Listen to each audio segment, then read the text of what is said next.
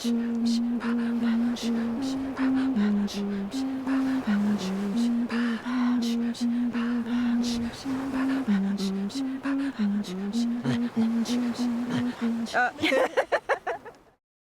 everyone who is watching or listening, depending on what this looks like when it comes out.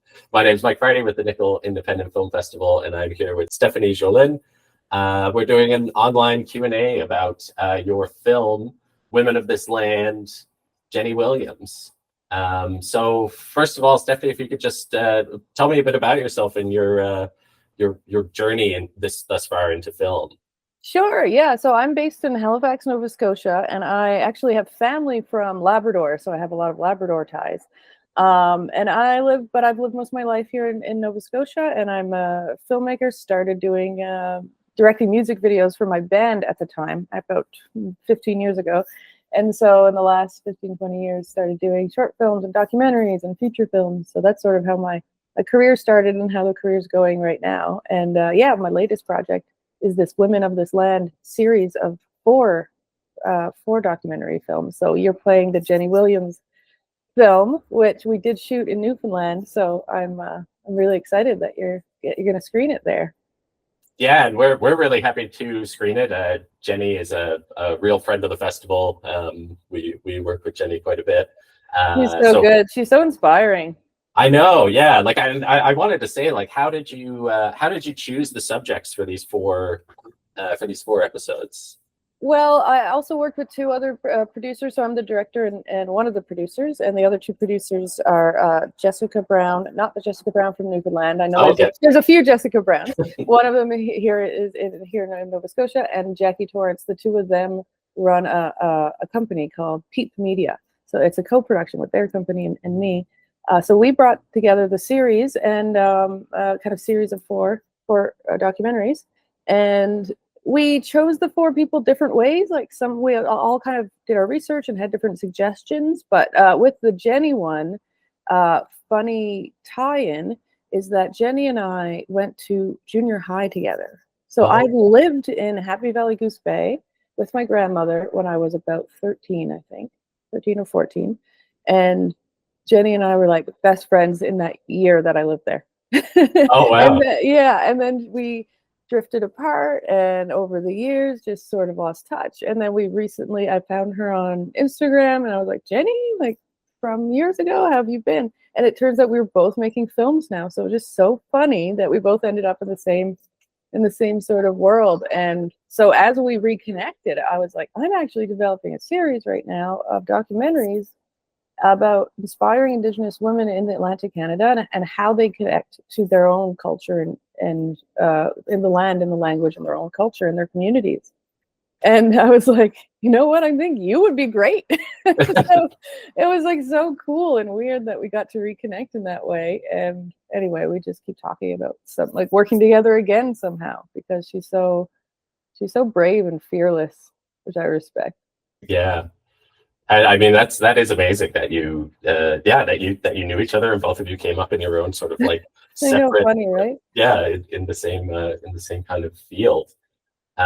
This series of four. Can you talk a little bit about documentary? You mentioned that you started in music videos, done feature films. Were those like a narrative film or? Yeah, I've done narrative stuff, like scripted stuff, and done unscripted stuff, and specifically documentaries it's definitely a world that I've worked in. I would say probably the most I've worked in documentaries, a little bit more than the other areas. And I think partially because it's kind of easier to bring documentaries together. Like writing a script for a feature film that's scripted might take 2 or 3 or 4 years to write, 2 years to get together, and a year to film it and edit it and stuff. So those projects take quite a while. Documentaries can take a while too, of course, but it does feel like it's more accessible to like you just talking to real people, and when you're sort of like if it's the case where I'm the creator deciding what to do, then I can just be like, that person's inspiring, I want to interview them. You know, like it could be that simple. Like it could start from a place that simple, and I like that. I like that freedom, and I like talking to real people, and I like being able to present the real people in a way that I find, you know, is respectful and accurate to their story. So Yeah, I mean, the documentary film is, and that's just the way I approach it. I guess there's different approaches, and you can be more experimental with it. You can be more investigative journalism with it, and you can do different things. But yeah, the way I like to approach it is like, hey, this is an inspiring story I want to share. Yeah. Yeah. And so when you're approaching something like that, like with the Jennie Williams doc, but I guess as a series of four, I know with documentary sometimes a lot of the story work can be done up front, and there could be like a lot of planning, but sometimes documentaries are really found in the edit. Did you find that this was did this all sort of go as planned, or were you finding stories and kind of picking them together in the editing room afterwards? Definitely the editing has very much to do with storytelling, more in documentary than scripted from my experience. So the editor on 3 of the episodes was Amy Milk, and she edits pretty much everything I do. She's kind of my go-to. Like if she's available, I'm like, work with me again. And our assistant editor was Brittany Gavin, and she actually edited one of the documentary episodes, which was the PEI one. So we had a little mix of the 2 editors there. So that helps, but like sitting with the editors and kind of talking about it, going through so for me, I would go through the transcript of the interviews and then put a little paper edit together and bring that into the editor. Then they put their version together and they find other things and go, well, what if we did this? And Jackie Torrance, who I mentioned is one of the producers, was also the story editor. So she would watch a cut and suggest maybe we could take this out, maybe we can move this here. So really between all of us, we shaped the story that ended up going on the screen at the end. But it's always different than you think it's going to be. In my experience, it's like I have this image, oh, maybe we'll start with this shot and maybe the kind of transition would be like this, and then by the end of it you almost don't even remember what the plan was. It almost turns into a different thing. Right. Yeah. Were there any like exciting surprises that sort of came up as you were shooting these? Anything that sort of really was a curveball in a positive way? There were no curveballs, good or bad, and when there were no horror story curveballs. Like sometimes like you show up and the person just decides not to do the interview or something. There was nothing like that. But I think the positive curveballs was just like learning about. I mean, I don't know if it's gonna sound cheesy, but I guess it's true. It's just I feel really honored that people will trust me to let me into their lives, and then take the footage that they shared with me for those few days and just do something with that. But like they have to put a lot of trust in the filmmaker for that. And I am always amazed when people and flattered when people trust me and they're like, yeah, okay. So Jennie was the first one we filmed.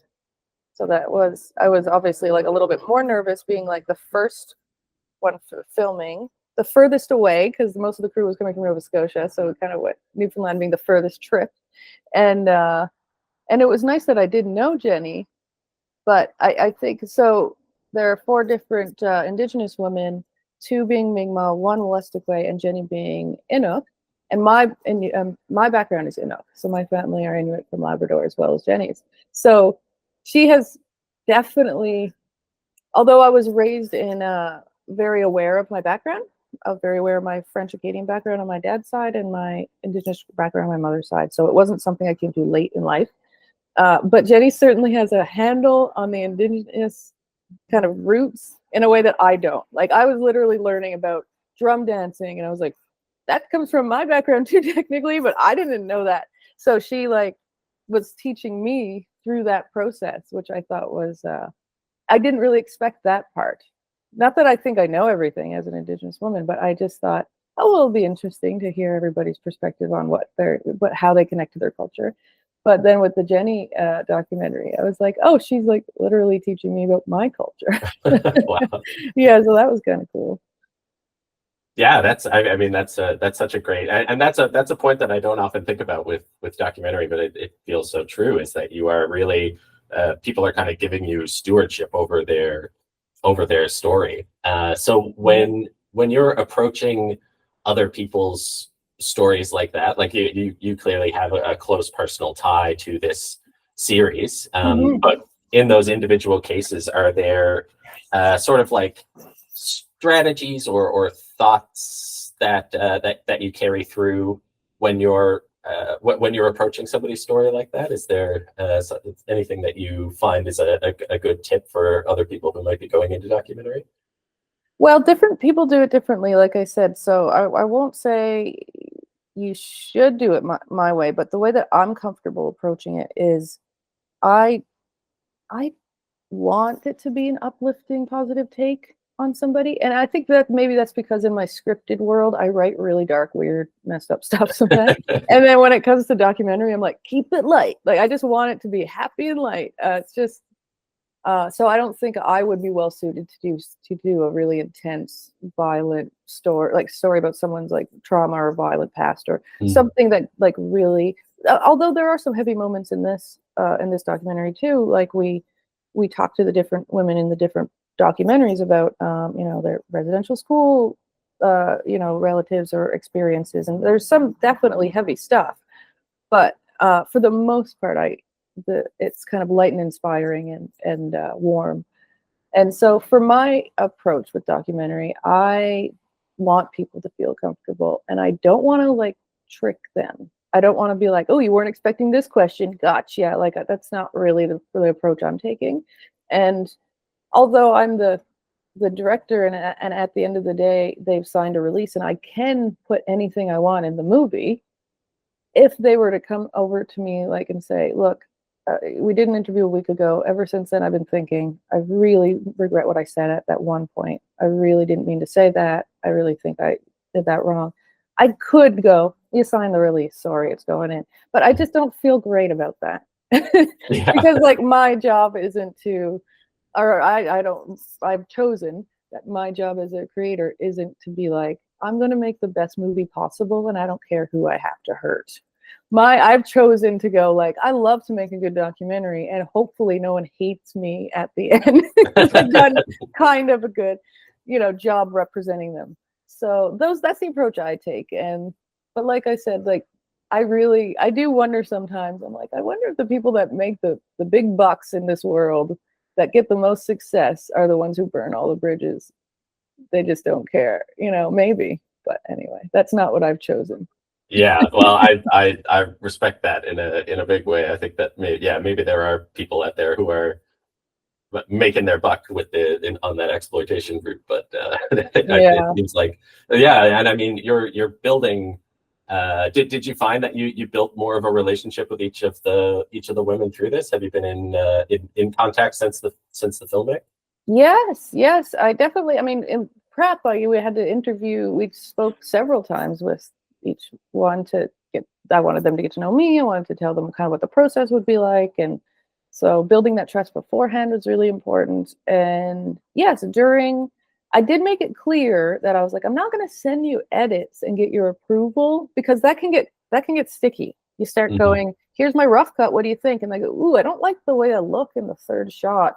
I kind of look I don't like the angle of my face. Can you cut that? And then suddenly they're directing the movie, So there's definitely a fine line to walk there. So I did make that clear that they won't really have creative control, but I did say, if there's something you really regret and very, very strongly don't want in there, I'm not going to, fight you. So that didn't happen. Like, everyone seemed pretty happy, I think, with the result. And I've been in touch with everybody since. So I think I'm pretty sure everybody's okay with everything. And some of them did, like when we were kind of doing media, some of them did interviews with different media outlets and stuff. So I hope everybody feels, happy and properly represented. I think so.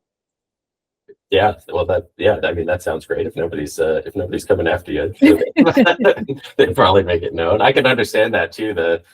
Handing things off, it's such a personal thing to see yourself and hear yourself on screen that it's much easier for someone to criticize, self-criticize than for you with this overall vision to sort of see the.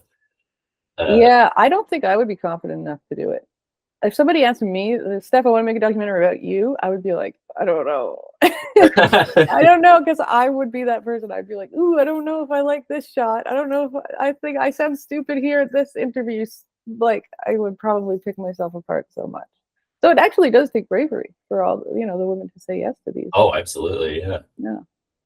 So talking again about Jennie specifically with that shoot, you mentioned that Jennie ended up, kind of teaching you even more about your culture. Can Hmm. you expand on that at all? Well, it was interesting to see and hear how she connects to her Inuit background. Like I said, I grew up very aware of mine, but not I'm not in Labrador where my family are from, right? So there's definitely I growing up in Nova Scotia, I have most Indigenous people I've interacted with are Mi'kmaq because we have a big Mi'kmaq population here, um, which is also lovely and wonderful to learn about their culture. But it feels like their culture, it's not mine. It's like just because I'm Indigenous here doesn't mean I'm all Indigenous cultures, right? They're very different cultures and backgrounds and personal connections. Um, so it was interesting to see how, because Jennie has lived most of her life in Labrador and in Newfoundland now. So I don't know if that has something to do with it, that she was sort of maybe more surrounded by more of the Inuit culture, but it was just cool to see, and it was like really um, like there were definitely moments where I was like, oh, I didn't know that. Should I have known that? She was talking about the difference between like Inuk and Inuit, those two words, and Inuit is like the plural, like Inuit people. But if you're one person, you're not a Inuit, you're a Inuk. And and I like just recently learned that, like not long, a couple years ago, and I was like, right. So wait, what's the difference between these two words? So there's definitely some imposter syndrome that comes with like your own culture, and then I mean that's a whole different story. I have my own imposter syndrome about like presenting like a white person even though I have Indigenous ties, and then do you fit in or do you not fit in? And Jennie talks about that a little bit in the documentary. But yeah, there's definitely some imposter syndrome that comes along with like, should I know more than I do? I thought I was pretty in touch with my roots, and I really should maybe know more, And then Jennie has, yeah, Jennie has this real like knowledge of sort of the history and like the throat singing, and even the history of where that comes from was really interesting to me. Yeah, she's so knowledgeable. Yeah, and that really makes its way into this doc. It really is like I've learned a lot watching it. Watching it as Good. well, it's like, yeah, it's a really great story, and I find every time I talk to Jennie, she's just such a wealth of knowledge. Yeah, she is right, and I hope in the documentary it comes across that like not only is she knowledgeable and smart and interested in these things, but um she seems it's like selfless about it. I guess I was just it's like she wants to just teach. She doesn't want to gatekeep. Oh, I know how to do this kind of sewing, and I'll do it. It's like I'll teach you to do it, so then you can go teach your family and you can teach your kids. Like she wants to actually spread it rather than gatekeep. I'm special because I have this knowledge, which is I think that's an approach I've seen, not just in Indigenous communities, but just any, some people like to gatekeep their stuff. Like I'm special because I know this, you don't. I'm going to make you feel stupid because you don't know it, but I'm smart because I know it. That attitude, and it's so nice to see. And Jennie doesn't have that at all. She's just like, oh, I want everyone to learn. Like, and especially people with Inuit background who maybe didn't get raised with Inuit family members or something, right? And they want to reconnect. She's just so welcoming to that, and that's refreshing to see too, because we definitely see in the landscape of Indigenous people in Canada, there are some instances where people aren't as welcoming. It's like if you didn't grow up here in my community, or you didn't grow up on the reserve, then you're not Indigenous enough and you shouldn't know this, right? So there's some, unfortunately, there's some different opinions in that area that I don't really agree with. Like I kind of think, you know, I understand where it comes from too, because like you don't want the quote unquote pretendians to come in and a white person being like, I'm native now, give me all your resources. Of course, that's terrible when that happens. So I understand why sometimes people have their backup about it, but if you have those roots and you're Indigenous and you've done your research or you've done your blood work, you can tell, it's just a fact that you are. I think, yeah, and Jennie talks about that in the documentary too. It's just like welcome them into the communities rather than like pushing everyone away, and then now we're fighting amongst each other, and it's not good for anyone when we do that. Yeah, and that is such an interesting piece of the documentary. I know it's like said, it's nice to get that point of view through, and I think that does come through really strong when Jennie talks about it. I guess one other thing I wanted to ask you before we went to our like final question was in a series of documentaries, and in these documentaries in general, you know, Jennie is a visual artist as well with photography. When you're planning out the visual side of your documentary, do you do a lot of that in advance, or do you kind of pick things up as you go along depending on what's being talked about? How do you strategize around yeah, with those visuals, I actually started with a camera background, so I'm a self-proclaimed like visual snob. Like I really like, I'm definitely a snob when it comes to visuals. It's not just like whatever, I don't care what the light's doing, just shoot it anyway. Like I'm very much like, ooh, let's take a moment and get a better angle before we press record on this. Like I like the visuals to look nice. And with documentary, you can't always set up every single shot perfectly because yeah, life happens and you got to follow someone around, and sometimes moments are so good that you go, that looks terrible with the lighting, but we're using it anyway. You have to make those decisions. But I definitely take good care, and like I think ahead a lot about visuals. So for me, I wouldn't say like we storyboarded. We didn't go that far as to be like, in this scene at the drum dancing scene, we're going to shoot this and this and this shot. Like we didn't shot list or storyboard, but we would definitely like look for the coolest angles, you know, and then kind of like get people to repeat a movement a few times and kind of get a few angles. So there's a little bit of like setup. It's a little bit of theater in that way. It's like, yes, it's real life and it's happening, but we might get someone to do something 2 or 3 or 4 times so we can get it to look really good on camera when we do it. So I think about visuals in that way. And the camera people involved in the shoot are all great. So, you know, the crew's all like handpicked. Like I picked my favorite people to come out and work on it. So I knew that it would look cool and sound good. And yeah, that's the fun part of the creative process for me, is like the crew and kind of collaborating with not only Jennie on screen, but collaborating with all the people behind the camera and pulling it all together. So you'd say your favorite part is when you're on the ground, sort of getting the shots and getting your stuff recorded. Is that your favorite part? I think I change my mind. Usually when I'm shooting, I go, oh, this is the best part. Being in production is the best part because you don't know what it is yet. So when you're in the moment of in production, this is the best movie that's ever existed, right? Because it doesn't exist yet. You're still making it. And then when you're done, you go, okay, this is what we have. Now I can't make anything more than what exists on this footage.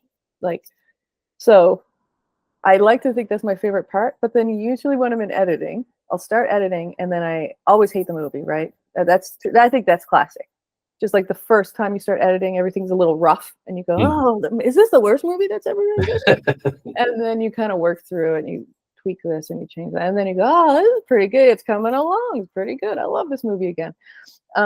So it's a process, but then usually in editing, when we get something that's really good, that like works, or the music cue just works perfectly with that shot, or the clip we took mixed in with the second clip that we took, wow, it really tells the story.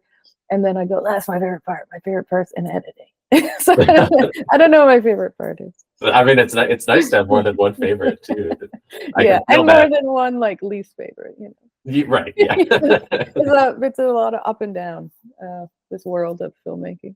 Absolutely. Yeah. Yeah. Well, before I let you go, I guess just for this film, what would be like the major takeaway that you would want people to kind of walk away from this film with, or if there's anything that we didn't touch on that you'd love to bring up about it? I think with Abby, like I said earlier, I like to have uplifting, positive stories. Especially, I love working with other Indigenous people. I love working with other women. I love the positive, inspiring stuff that can come out of our stories. So I think that someone walks away and thinks, oh, that was interesting. Like I learned some stuff about, Jennie as a person. I've learned some stuff about the indigenous culture, the Inuit culture. I think that is what I would hope people take away from it. And I know that we didn't dive too much into the movie. We mentioned it a little bit, but Jennie has definitely experienced some bullying, some lateral violence with other Indigenous people being like, you're not Indigenous enough to teach or whatever. And Jennie's not the only one experiencing that. A lot of people across Canada are experiencing that. And so we decided not to make that the whole movie. We decided to we're going to touch on it a bit, but we're not going to like make that the whole story. But I think especially in communities as small as Newfoundland and Labrador, I think people kind of know, people see it happen sometimes. And so if there's a way that I could change somebody's thinking a little bit on that, in that area, like, oh, maybe I was being too harsh when I was judging these people that I don't even know because I just thought they didn't look Indigenous enough, and maybe they're, they kind of open their mind a little bit and be a little less judgmental, and then think, well, actually, we're all going to succeed more if we all support each other. And that doesn't mean letting in people that are exploiting us, not letting in like white people that are trying to take Indigenous resources. That's not what I'm talking about, but just like the Indigenous people supporting one another, especially women supporting one another. Women carry each other down too much. Indigenous people carry each other down too much. Like it's not good for any of us. So if like I said, that's not what the whole movie's about, but we did touch on it just a bit. So if I could kind of influence somebody to open their mind about that area, that would make me feel good. I think that'll just help everybody. Amazing. Well, thank you so much for coming and talking to us about this film. For those who are listening, again, we're talking to Stephanie Joline. This is Women of This Land, Jennie Williams, which you can watch on Saturday, June 15th at 3:30 p.m. at the LSPU Hall as part of the Creative Resilience Films About Artists and Their Work show. So thank you again for coming to chat with us. I hope everyone who is listening will come to the show. And if anybody needs more information, you can go to nickelfestival.com. Thank you so much for having me, and thank you so much for being interested in the film and screening the film. I'm really excited for the Newfoundland audience to see it on the big screen at your festival. We're very excited to show it. Thanks again, and enjoy the rest of your weekend. Thanks, you too. All right.